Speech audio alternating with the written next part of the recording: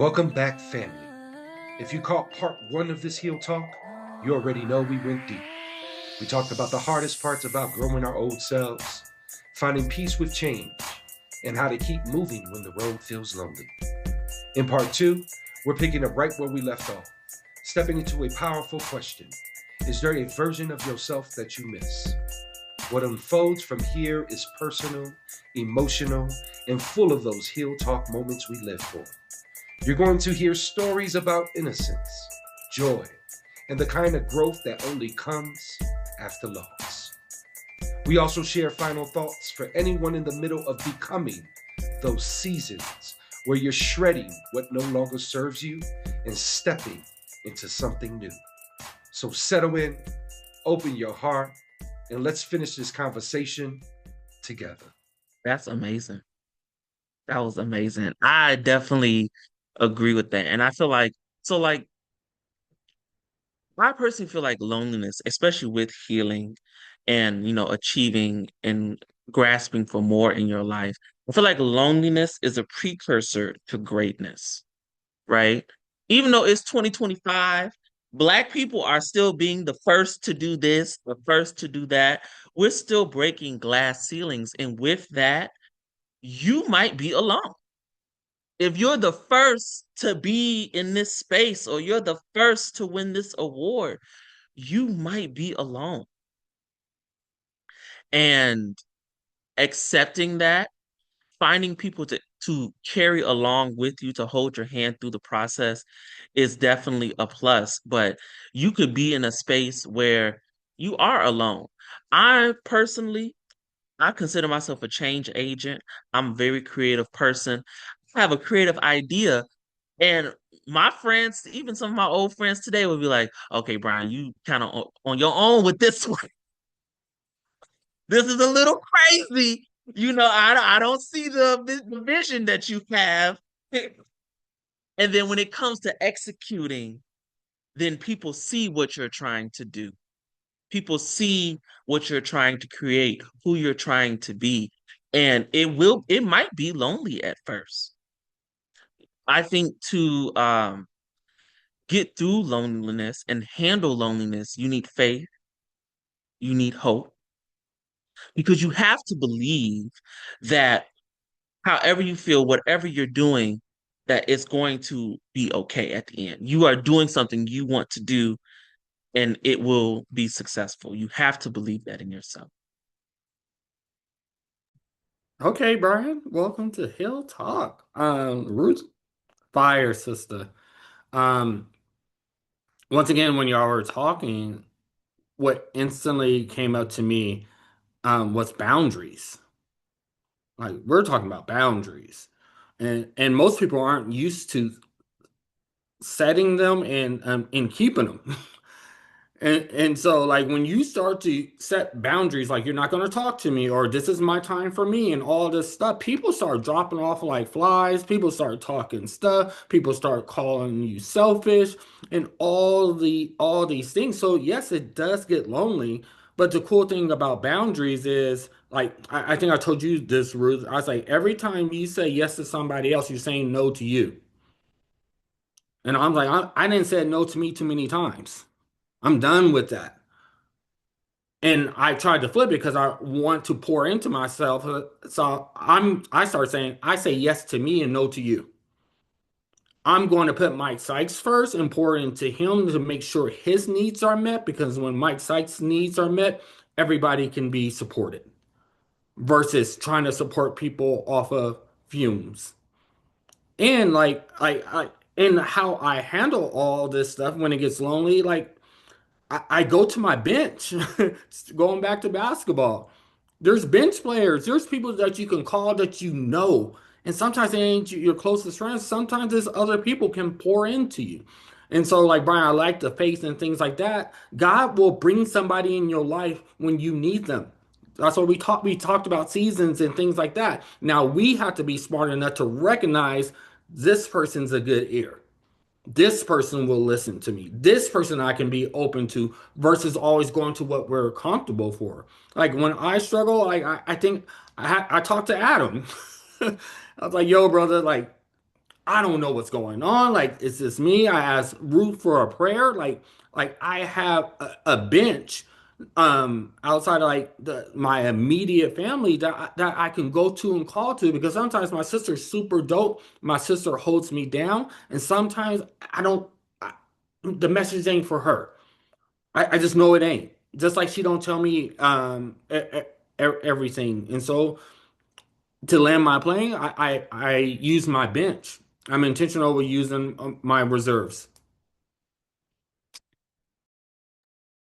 Y'all dropping some gems. Like, first, Ruth, I appreciate your vulnerability and what you shared. So thank you for that. Bryan, you you dropped some gem on that one, boy. Thinking about what you're sharing in that and the faith, right? And what we hold on to and what we don't hold on. And just the space of when you're doing things that no one does, you're gonna be alone. Man, that's a gem, Bryan. I love that. We're getting towards the end of our session here. I know time flies. Time does fly. Um, I want to go with this question because I think it really speaks, and it might be our last one, depending on how we go through it. But I'm looking at this one and it says, is there a version of yourself that you miss? Even though you know you cannot return to that person, what do you still carry from that season? Ooh, I can take this one. A version of myself that I miss when I didn't know as much. Okay, I miss before I like thinking back to my college days when I had dreams and I didn't really understand the world as it is now. I definitely miss those days. Um, Being in the workforce, working, dealing with people, the hard truths can really just like shake your worldview. It can shake your aspirations, your ambitions, because you realize how the world really works. I remember when I was in law school and I was like, oh, I'm gonna be because I used to work for Innocence Project. I was 10 toes down, criminal justice, criminal justice, criminal justice, help the black people. And then once I got out of college, out of law school, I was actually a prosecutor for about a year or so. And being a prosecutor, I realized how the world really worked, how laws really work. And it changed me because everything we learned in law school was more idealistic. It wasn't functional. It wasn't applicable to our current law or to our current way of doing things. And I realized, oh, if I'm actually going to make a change in my community, I need to find a different path, a different route. Being a prosecutor isn't going to do that because all I do is send people to jail. I'm not actually helping anybody. And I missed the version of myself that thought that was possible because now I got to recalculate. I got to change my plan. And I'm like, okay, I got to go back to the drawing board. And I actually have to use my knowledge to build something that will work. It's trial and error. And through trial and error, you learn and you have knowledge. And knowledge just it changes who you are. Once you know something, you can't go back to the person that didn't know. So I'm gonna make mine real quick. No, the old me. No. What I do I miss anything about the old me? Absolutely not. I was I was an unhealthy version of myself. I was a broken person. I no longer am that person. I'm not going to say I'm becoming that person. I am no longer that person. So the old Ruth, I never want to go back to. I don't I can have these thoughts, but really going back to that, what do I miss? Nothing. I can't miss anything about that person because that person wasn't her authentic self.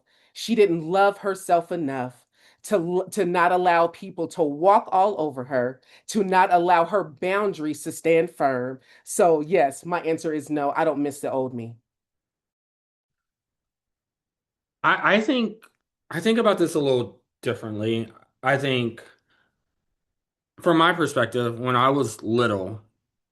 Um, I, I went to church today, got out of church. My great niece, Dream, she sees me. She says, Uncle Mikey. And she starts running towards me. This girl, let me tell y'all, she is so dang smart.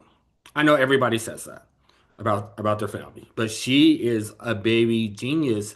And as you get older, you kind of recognize what innocence really looks like and what learning and like discovering the world. And like that's why we're doing, to me, we're doing these segments of Hill Talk. So we make sure that stays in our babies as long as possible. And I think about me when I was around her age, I was happy. I remember my mom saying, "You're the happiest child, and you just had so much joy." And so, like, that's the part that I'm working on getting back to. So I think it's like a 360 kind of thing of just me having joy, not happiness, joy. Happiness can be taken away from you. Joy is something that's innately in you that people can't steal. So like that's what I'm trying to get back to. That's what I'm trying to get back to Mikey, even though I don't not like that name. That's what I'm trying to get back to because similar to like Brian, it's like some innocence of dreaming in a way that you weren't shaken by if another kid didn't like it, like okay, I'm still going to build this ultimate Lego set. It don't matter. I'm like in my bag with that. So I'm getting to that point. It's like, how are you bringing up this inner child to vision dream and dream unapologetically, and regardless of the background noise, it doesn't shift you whatsoever, regardless of all the things you know. And I love what you also said, Brian. Like with the knowledge that I do have now, the creativity and the dreams can be even bigger. And so, how do I dream so big without limitations based upon my knowledge, by using my knowledge to propel me forward? All right. I have a few thoughts. First, love everything y'all saying. Y'all dropping gems. There's a lot of heel talk moments in this segment. And feel free if like, you really put an exclamation point on it, give it a little heel talk exclamation on it. I was thinking about, I really love the way you put it together, Brian, because I feel like that's kind of where I land. And I do land a little bit on Roof, on how Roof feels. For me, when I think of like the person that I was saying about that, when I was in my pinnacle, and I think of when I was when I was running a camp in Michigan, I was probably at my most creative spirit. Just I was tapped in, and I was unstoppable. I would like kind of like what Brian's saying, like the belief that I had in that mission was like the belief of oxygen. Right. Like I woke up every day like, yep, I'm gonna go get that oxygen today. And it changed me in many ways, but I miss it to the degree of the feelings it gave me. Right. I miss the feelings it gave me. Like being at the flagpole and there's 200 black and brown campers looking at me like, what are we doing today? And I wait, and it's 7 in the morning, and I say loud to them as hell, y'all better have some PMA today, positive mental attitude. And all of them say, no DDA, which is doo-doo attitude, right? And just their energy coming back to me, right? That feeling, or when I see a staff member struggling with a cabin of campers, because a lot of camps I ran were campers who were going home to home, not knowing what home is. They were in the system. They were foster care based. So I didn't have easy children. I had a lot of misunderstood children coming through to my space, but we love misunderstood children in my space. So when I saw a staff member struggle with loving that misunderstood child, and within a week, that whole thing changed. Man, that's what I miss. I miss that feeling of seeing that with my eyes because I might not be the one going through the motions of those feelings with that camper, but I'm a participant seeing it, right? And I'm also a builder who created that platform for it to happen. Not only for that staff member, but for that beautiful child who's struggling with camp and who's finding a safe person, right? Because a lot of these campers didn't believe in safe people. So I think it's more of that. Do I want that person back? No, I love the person I am right now. It took a lot of carving and crafting and man, a lot of work, a lot of therapy. Um, because when you lose someone so like pinnacle to you, right? Like so like like you lose your breath almost, you lose your meaning. There's all these things that fall. And at the same time, I'm a husband, I'm a father, and I right, I can't fall too far, right? And there's moments, and this is going to the part of like what I don't miss. There was moments, when you're going through the worst, you're not really watching yourself, right? You ain't got no damn mirror to look at yourself and be like, what the hell am I doing there? But the beautiful thing is when you have children, they become your mirror. And I remember my eldest son, I have three.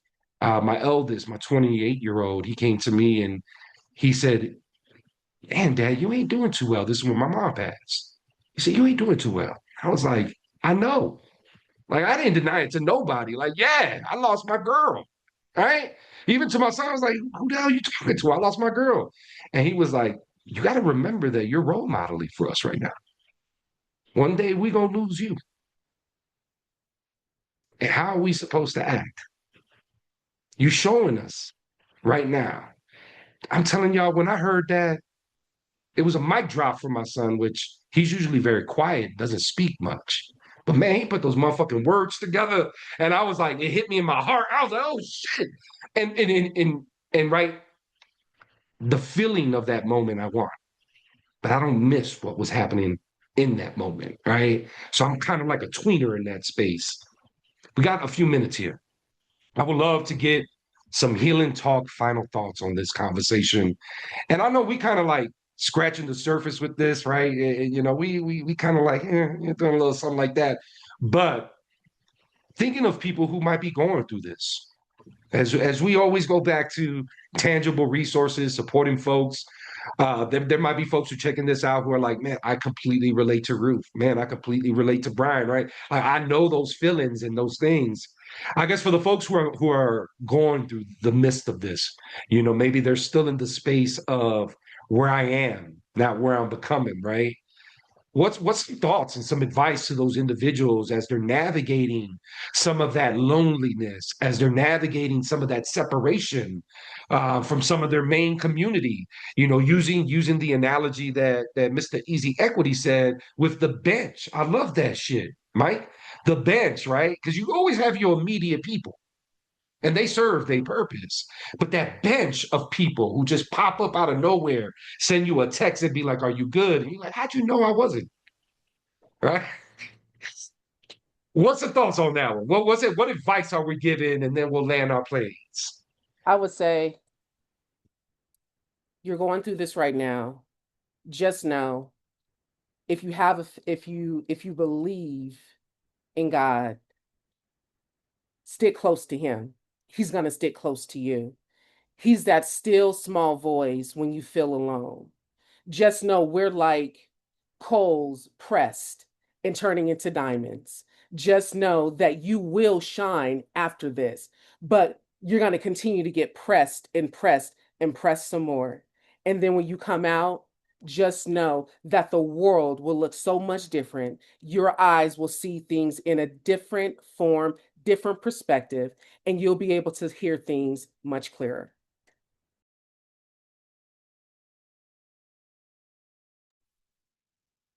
And also piggybacking off of that, I feel like uh, you should have faith during your period of transition.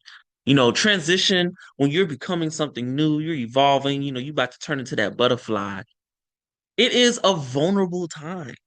We didn't talk about that today, but we've all been saying it. Transitioning to a new person, you are extremely vulnerable.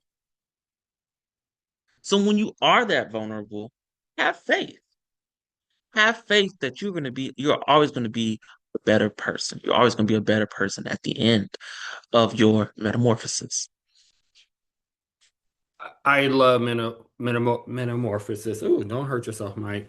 Um, because a butterfly goes through a transition before a caterpillar goes through a transition before it becomes a butterfly. A snake sheds old skin. And so when you're going through something, you have to do something different. And it's an amazing opportunity to meet you. What greater space, what greater opportunity it to meet somebody other than yourself? When you're in silence, you're in darkness, like you're closer to God and you're closer to you. You get to be your authentic self. No questions asked. So like what I would tell you in that space, don't run. Take a breath, breathe, be still. You got this. You survive 100% of your worst days. Check your receipts and take another breath because this is the moment. We're talking about basketball. It's the final shot. You get the last shot. It's your second, and you're the main character in your story. You're this franchise player in your story. You got this. The shot's already made. You just got to believe that it went in. You made the shot. You just have to believe it went in. And so once you do that, you get to transition to somebody else. You get to be that person that you're destined to be. You get to be that butterfly. You get to shed the things that no longer serve you. And like that's possibility planning. And like that's where you want to be. So now you're in a great space regardless of your finances and all these other stuff. You're in the right mental, physical, and spiritual space. Now you can, that's called alignment. Now you can move forward. But before that, if you don't go through the struggles, if you don't go into a cocoon, if you don't shed the skin, you don't have no chance of becoming anything new. It's SOS, the same old, same old. And you know what you get after. You know what's going to come. And you can be comfortable with nothing and harm and trauma, or you can go through a transition and have everything you ever dreamed of. And that's heel talk. See that right there? That's heel talk right there. And I don't think we have to say anything else on it. But one, thank y'all for coming through and dropping the gems. But more importantly, just giving us some vulnerability, right? Being in this space. It is a safe space that we create for each other. This is what community is about, when we can come together and have these conversations. But also for dropping the gems, because y'all, as much as this wasn't like advice given, y'all gave some gems. Like, I was like, hey, we giving some advice today, besides giving some personal reflection. But all in all, Heel Talk is all about having real conversations about healing and bringing those two things together to have Heel Talk. Please like, share, subscribe, and comment on these things so that you can get more of these beautiful segments that we provide. Thank you to Mr. Easy Equity, Ruth, and Bryan for coming through. I'm going to give y'all a little camp clap real quick for just dropping the gems and doing another Heel Talk. We got another one coming up in another week, so stay tuned, stay plugged in. And you know what my last question for you is? Who's helping you heal, y'all? Peace.